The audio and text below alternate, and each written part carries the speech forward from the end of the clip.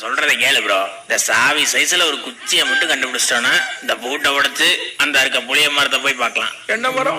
அங்க பாரியா தலைன்னு தளர்ந்து நல்லா வாழைப்பழம் எல்லாம் வளர்ந்துருக்கு. பாக்க விட்டுட்டு பிராங்கன்னு சொல்லவா? அட உங்க அப்பா மேல சத்தியமா. காலங்காத்தால காதலியே. ஆமாடா பாரு. ஆனா இதுவும் இருக்கு. அட கொப்ப மேல சத்தியமா பசங்களுக்குள்ள இதெல்லாம் வேற லெவல்ல இருக்கும். வாழைப்பழம் தான் விளைஞ்சிருக்கு.